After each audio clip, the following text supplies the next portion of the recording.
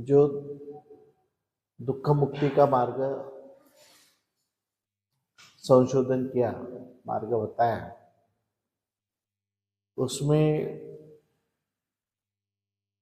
सबसे पहले उनको जो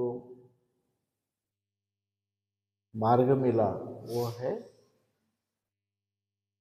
दुख मुक्ति का मार्ग, यानी 4 आर्य सत्य। ये 4 आर्य सत्य का 4 नोबल ट्रूथ, 4 नोबल ट्रूथ, ये सत्य है, कभी भी सत्य रहते हैं। ऐसी कोई भी कंट्री नहीं, ऐसा कोई भी इंसान नहीं, ऐसा कोई भी समय नहीं कि ये लागू नहीं होता। हर समय, जिसको अपन अकालिका बोलते ना, अकालिका, ए पसिको या आणि पहा, आओ और देखो, अकालिका, काल की बंधन से मुक्त, यानी उसको समय की मर्यादा नहीं है, कभी भी अकालिका यानी समय कभी भी वो लागू होता है, किसी भी समय। ये हमें मुख्य जो समझने की आवश्यकता है कि 4 आर्य सत्य क्या है। बहुत से लोग उसको 2 ही मानते, कोई 3 मानते, कोई 4 मानते, अलग अलग है, हर जगह अलग अलग राय है। बुद्ध धर्म में हर एक की अलग अलग राय होती है, हर एक का अलग अलग मोटिव होता है, हर एक का अलग अलग तरीका होता है। एवरीथिंग इज द डिफरेंट, यानी हर एक का जो सिस्टम है, पढ़ाने का सिस्टम, सोचने का तरीका, और ये सब अलग अलग है, डिफरेंट है, और मोटिव भी डिफरेंट है। बुद्ध धर्म जो पतन हुआ, बुद्ध धर्म नष्ट हुआ भारत से, तो पहले मुख्य कारण जो बुद्ध धर्म में ऐसे लोग घुसे, घुसखोरी हुई, ऐसे लोग घुसे कि वो बुद्ध धर्म सीखने के लिए नहीं आए थे, बुद्ध धर्म का प्रचार प्रसार करने के लिए नहीं आए थे, लेकिन उनका स्वभाव, यानी उन्होंने जो शो किया, उसने दिखाया, जैसे कोई दोस्त है, उसको अपने अपने को धोखा देना है, अपना नुकसान करना है, तो दोस्त बन के आएगा, वो दोस्त बन के अपने जीवन में आएगा, अपने साथ इतनी मीठी मीठी बातें करेगा, अपने साथ इतना अच्छा व्यवहार करेगा कि हमारा उसके ऊपर भरोसा हो जाता है कि नहीं, सही में भरोसेमंद है, तो ये किया उसने। जिस दिन तुम्हारा भरोसा उसके ऊपर फिक्स हो जाता है, जिस दिन तुम भरोसा करने लग जाते हैं, जिस दिन तुम उसके ऊपर पूरा विश्वास करना लग जाते हैं, शुरू कर देते विश्वास, तब तुम्हारे विश्वास का फायदा लेकर विश्वासघात करता है।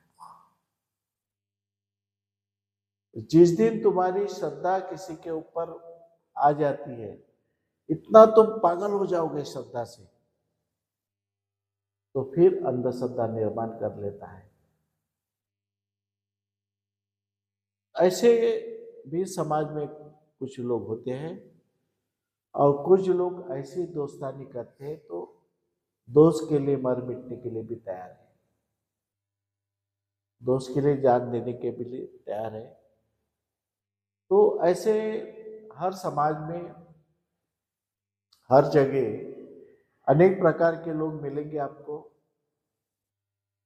और अनेक प्रकार के अनुभव मिलेंगे। तो बुद्ध धर्म में वैसा ही हुआ, लोग घुसे, और घुसने के बाद जैसे तथागत बुद्ध का परिनिर्वाण हुआ, और परिनिर्वाण होने के 100 साल बाद, यानी करीबन ईस्वी सन पूर्व 444 में 100 साल के बाद बुद्ध धर्म के दो टुकड़े हुए। धर्म के हीनयान महायान दो पंथ हुए। दो पंथ होने के बाद ईस्वी सन 250 तक जो ओरिजिनल बुद्धिज्म था उसको हीनयान कहा गया। वो मागधी भाषा पाली भाषा के लोग थे, उनको अलग। और जो संस्कृत जो ब्राह्मण वर्ग था, उच्च वर्ग था, वो अलग हो गया और उन्होंने खुद के इसको महायान कहा। महायान के बाद में तंत्रयान, मंत्रयान, फिर 18 पंथ हो गए। किसके अंत 18 पंथ हो गए? जो महायान था उसके 18 पंथ हो गए। कैसा टूटते गया? जो बुद्ध का विचार एक ही था। बुद्ध ने कभी मूर्ति पूजा नहीं की, कभी मूर्ति नहीं रहे। बुद्ध ने समाज को जोड़ा, गांव गांव गए और भिक्षु को भी कहा कि गांव गांव जाओ, चरत भिक्खवे चारिकम, हर गांव जाओ और से भोजन के लिए मत जाना, भोजन के हित के लिए भोजन हिताय भोजन सुखाय लोकानुकंपाय अत्ताय हिताय देव मनुष्यानं सुखाय माँ एकेन द्वविमत्ते देशस्थ भिक्खवे धम्म आदि कल्याणम मज्ज कल्याणम परिशोण कल्याणम। परिशुद्ध परिपूर्ण सव्यंजन ब्रह्मचर्य धम्म प्रकाशित। यानी ये जो धम्म है मेरा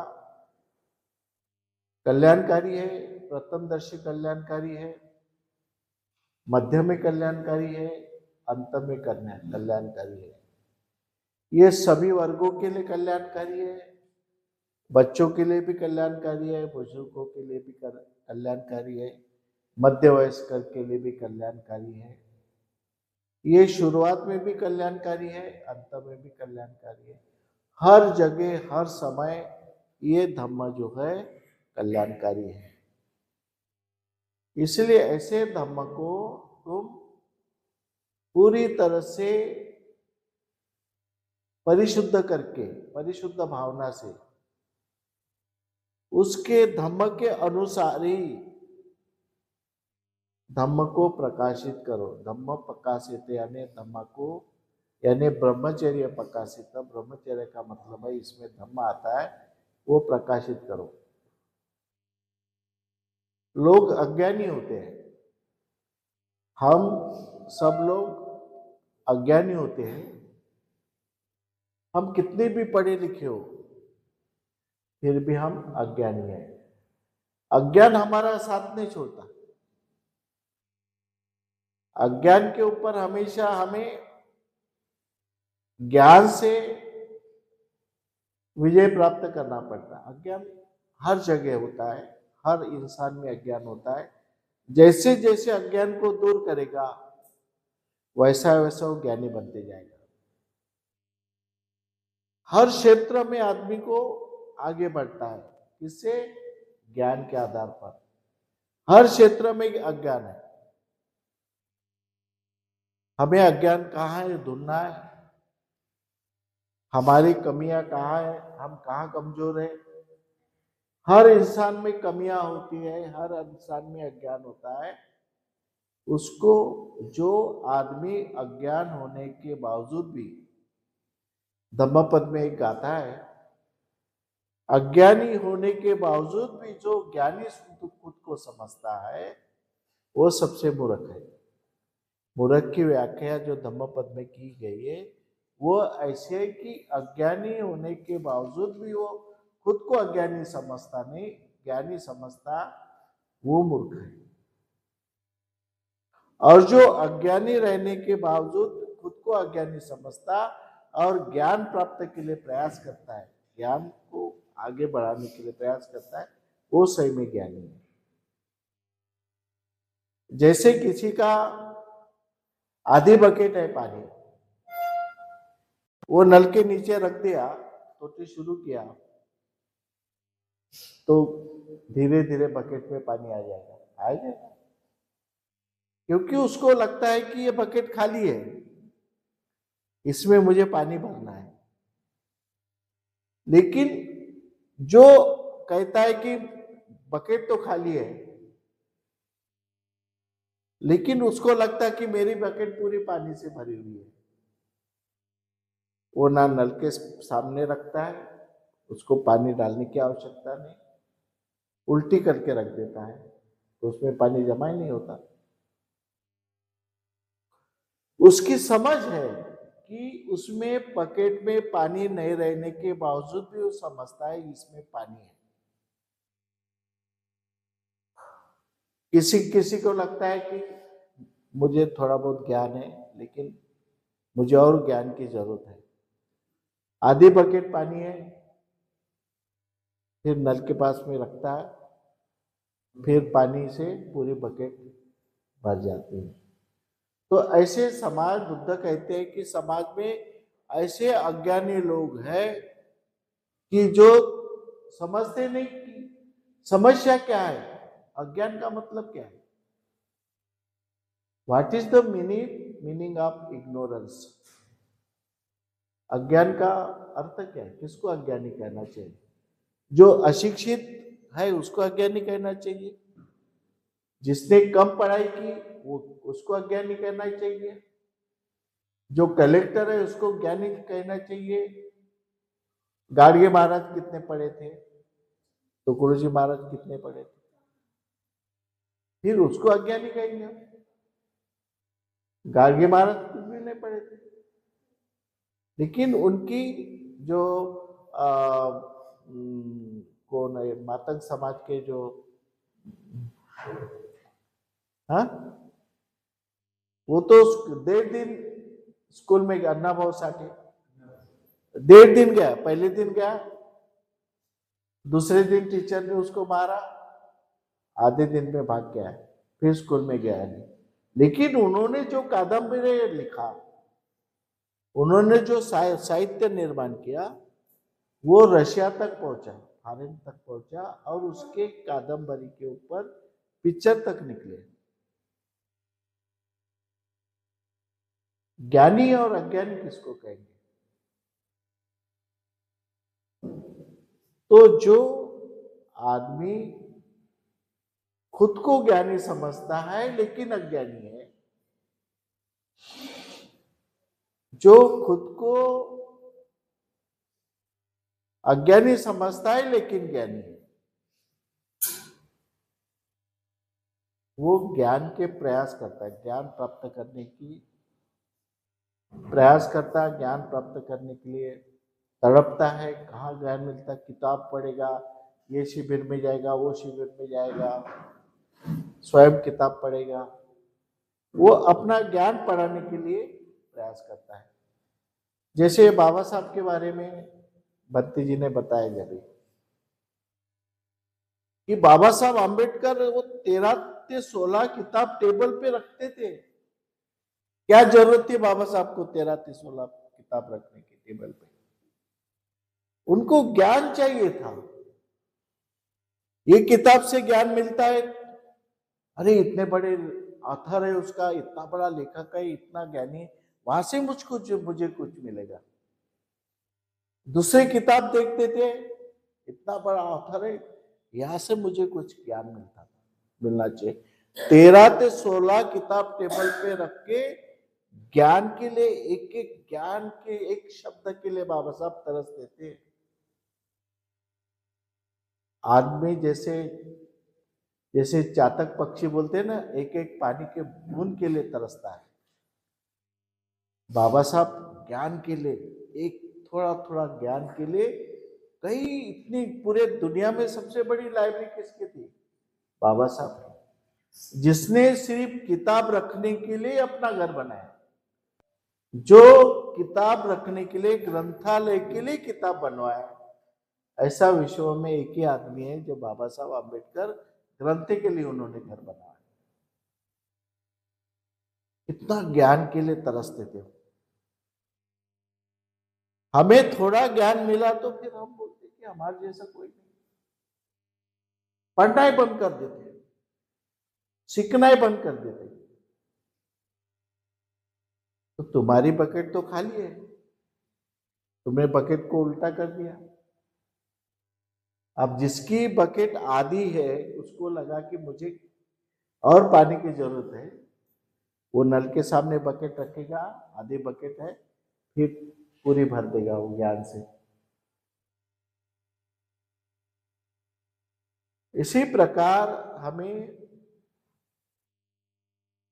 जो समस्या समझता नहीं, हर एक समस्या तुम्हारे दरवाजे पे आके खड़ी है, हर एक के दरवाजे पे समस्या आके खड़ी है, लेकिन हम समस्या को नहीं समझ पा रहे।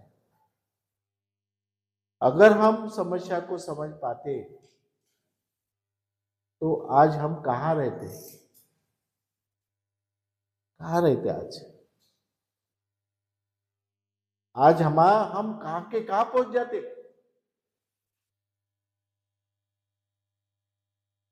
और भारत ऐसा देश है वहां समस्या को समझने नहीं देता हूं। समस्या एक रहती है, तुम्हारे सामने अलग समस्या दिखाई जाती। समस्या, सही समस्या भारत में लोगों को पता ही होने नहीं देते। वो इतना चालाकी से काम करते, इतना होशियारी से काम करते भारत में, जो इंसान की सही समस्या है, जो तुम्हारी नेसेसरी नीड्स है, सोशल नीड्स है, इसेंशियल नीड्स है, गरज है, उसको पता ही नहीं लगने देते। और तुम्हारी आवश्यकता, जीवन जीने के लिए जो आवश्यकता है जीवन के लिए, वो आवश्यकता तुमको पता ही नहीं लगने देते, तुमको पता ही नहीं लगता, और तुम दूसरे इसमें उलझे रहते, दूसरे कामों में उलझे रहते।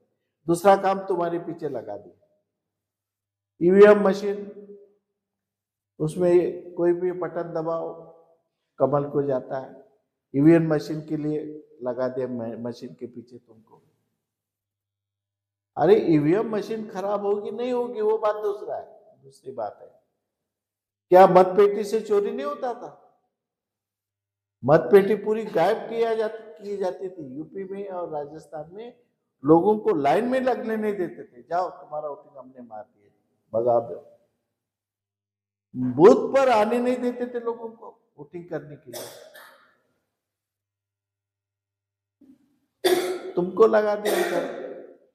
और उन्होंने एक एक घर को जोड़ा, एक एक इंसान को जोड़ा, इसलिए वो राज कर रहे हैं। हमको मतदार यादी मालूम नहीं, जिस मतदार यादी से, जिस वोटिंग से हमें जीतना है, वो प्रमुख आधार है हमारे जीतने का। जो चुनाव में खड़ा रहता उसको भी मतदार यादी मालूम नहीं, और जो वोटिंग करता है उसको भी मतदार यादी मालूम नहीं। इन टाइम पे जब वोटिंग रहता है, जब वो मेरा नाम है कि नहीं देखता हूँ, फिर मेरा नाम, फिर कहाँ पे मतदान करना है, बूथ कौन से जाने पे, कहाँ पे जाना है। तुम्हारे तरफ जो वोटिंग लिस्ट आती है वो अलग रहती है, और वो जो पोलिंग बूथ पे जो होते हैं वो अलग लिस्ट होती है। तुमको वो भी पता नहीं रहता, अलग अलग लिस्ट होती है। तुमको जो दी जाती है वो पुरानी लिस्ट रहती है, अपग्रेड जो लिस्ट होती है वो उसके पास में रहती है। तो ये बूथ पे जाते, वो बूथ पे जाते, ढूंढते मेरा नंबर कहाँ है। इन्हें कितना अज्ञान है कि हमें वोट देना है तो वोट कहाँ डाल देना है, कैसे देना है, उसके बारे में भी कभी जानकारी नहीं लेते हम लोग। समस्या जो हाल फिलहाल समस्या है उसके बारे में कुछ भी नहीं जानते हम, कितनी समस्या है, युवाओं के सामने कितनी समस्या है, इसके बारे में युवाओं को ही मालूम नहीं है। हम पढ़ाई कर रहे हैं, पढ़ाई में कितनी समस्या है ये हमें पढ़ाई करने वाले बच्चों को ही मालूम नहीं। जो गृहिणी काम करती घर में कितनी समस्या है, कौन सी समस्या आने वाली है, उसके बारे में जो उसको पता नहीं है। खेती पे काम करने वाले लोग हैं, खेती में कितनी समस्या आएगी, कब आएगी, कैसे आएंगी, उसको ही पता नहीं। हमारे मकान थे, छोटे कबीलों के मकान थे, तो जब बारिश आती थी, जो मकान से पानी टिपकना शुरू होता था घर में, सोने के लिए जगह नहीं रहती थी। जब पानी यहाँ भी टिपक रहा, खटिया कहाँ डालेंगे, कहाँ सोएंगे, इधर भी पानी गिरा, उधर भी पानी गिरा, कहाँ खटिया यानी डालने के लिए जगह नहीं रहती थी, सोने के लिए जगह नहीं रहती थी। एक बाजू में जहां पे पानी नहीं टिपकता वहां पे हम सोते थे, बैठ के रहते थे रात भर। बारिश शुरू हुई तो रात भर बैठो, सोने के लिए जगह नहीं रहती थी। यानी वो समस्या भी हमको पता नहीं रहता कि बारिश आएगी तो ये छोटे कवेलों गिरे, पानी गिरेगा, टिक नहीं पाएंगे, तो अच्छे कवेलू लेके पहले बारिश के पहले उसको सुधार करो। हमारे ऑफिस में भी बहुत चलता था, ऑफिस में भी जब कूलर लगाए जाते थे ऑफिस में, गर्मी के मौसम में कूलर लगाए जाते थे, पूरे गर्मी से परेशान कर्मचारी। कूलर कब लगते थे, जब गर्मी का मौसम निकल जाता था, फिर कूलर आते थे, कूलर की ग्रैंड आती थी, फिर कूलर लगाने वाले आते थे। जब समस्या है वो नहीं कि अभी गर्मी का मौसम आने के लिए 1 महीना है, 2 महीना है, अभी से फाइल डालो, कहाँ का कितने कूलर लगते, कितना पैसा लगता, कितना ग्रैंड लगता है, कौन से कूलर लगाने वाले को बताना है, किसको ऑर्डर देना है, कब लाएगा, वो सारी प्लानिंग किया जाना चाहिए। वो गर्मी के मौसम के पहले, गर्मी के पहले हर खिड़की में कूलर लगने को होना चाहिए। प्लानिंग नहीं है, नियोजन नहीं हमारे पास। कब पढ़ाई करना, कितना पढ़ाई करना, कैसे पढ़ाई करना, क्या करना, कोई प्लानिंग नहीं है। समस्या के बारे में हम बिल्कुल, अभी चुनाव जैसे लोकसभा के चुनाव होते, विधानसभा के चुनाव होते, आपको मालूम है नगर सेवक के चुनाव होने में होते, तब उनके आदमी, अपने विरोधक के आदमी अपने शेड्यूल कास्ट के घर में, हर एक घर में आते हैं, उनको मालूम है ये वोटिंग देते नहीं, ये आम्बेडकर वादे अपने को वोटिंग नहीं देते, लेकिन तुम्हारे दरवाजे पे आते हैं और पम्पलेट देके जाते हैं। वो देखने के लिए आते हैं कि हमको कितने वोट मिलेंगे और कितने नहीं मिलेंगे। जांचते हैं, परीक्षा करते हैं कि कितने वोट मिलने वाले हैं, कितने वोट नहीं मिलने वाले हैं, कौन से मोहल्ले से वोट नहीं मिलने वाले हैं, कौन से मोहल्ले से वोट मिलने वाले हैं। फिर वो जहां से वोट नहीं मिलते वहां पे हमें क्या करना पड़ेगा, किसको पकड़ना, वो आदमी ढूंढते हैं किसको पकड़ना चाहिए। जहां पे खड्डा है, खड्डा कैसा भरना चाहिए, कहाँ पे पैसे बांटना है, किसको पैसे बांटना है, किसको मूर्ति देना है, किसको विहार के लिए पैसे देना है, वो सब नियोजन करते हैं। हमारा काम क्या है, आखिरी के दिन जाना, वोटर लिस्ट देखना, वोटिंग करना, आना, फिर बोलते हैं अरे हम तो जीते नहीं, हमको इतनों से वोट मिले। प्लानिंग क्या है, व्हाट इज द प्लानिंग, हमारे पास प्लानिंग क्या है। हम समस्या को गहराई से समझते नहीं। बाबा साहब गहराई से समस्या को समझे, उन्होंने अनुभव किया, अनुमान लगाया, कितनी बड़ी समस्या है। संविधान लिखने के बाद में भी उनके सामने समस्या थी कि जातिवाद खत्म नहीं होने वाला है। संविधान में इतना सब उन्होंने कलम बताई, उतना सब अधिकार दिया, फिर भी बाबा साहब को आखिरी दम तक लगा कि यह संविधान तो मैंने लिखा, लेकिन मेरे समाज का जातिवाद नष्ट नहीं होगा। जिन पढ़े लिखे लोगों से मैं अपेक्षा कर रहा हूं, आखिर वही पढ़े लिखे लोग धोखा देंगे। ये बाबा साहब आम्बेडकर का अंतिम सांस तक ये चिंता थी कि पढ़े लिखे लोगों को के हवाले मैं कर रहा हूं, ये लोग धोखा देंगे। यहाँ का जातिवाद नष्ट नहीं हो सकता। इतना भी अच्छा मैंने संविधान लिखा, लोगों की नीयत नहीं है यहाँ जातिवाद नष्ट करने की। तो बाबा साहब ने समस्या को समझा और समस्या दूर करने के लिए जो भी मध्य दम तक करना था वो समस्या निराकरण करने के लिए किया उन्होंने। आखिरी खून का कतरा उनके शरीर में था, आखिरी खून का बूंद था, तब तक बाबा साहब ने हमारी समस्या दूर करने के लिए जिए। आखिर जैसा एक सेनापति युद्ध पे जाता है, जैसा एक हाथी युद्ध पे जाता है अपने राजा को बचाने के लिए, उसके शरीर पर इतने तीर लगते थे कि शरीर पे कितने तीर, शरीर लहू से खून बहता था उसके शरीर पे, लेकिन हाथी खड़ा रहता था, बैठता नहीं था। उसको लगता कि मेरा राजा बैठा हुआ है, उसकी रक्षा मुझे करना है। खून से लगभग शरीर होता था, लेकिन ना हाथी भाग जाता था रणांगन से, ना नीचे बैठता था, खड़ा रहता था, मारो कितना तीर मारना है। बाबा साहब ने भी जितना दुख झेलना है उतना झेला, जितना परेशान करना है क्या लोगों ने, जितना दुख झेला वो आखिरी दम तक दुख झेलते झेलते गए, लेकिन कभी पराभूत नहीं हुए। हमारे लिए जिए, हमारे लिए मरे बाबा साहब।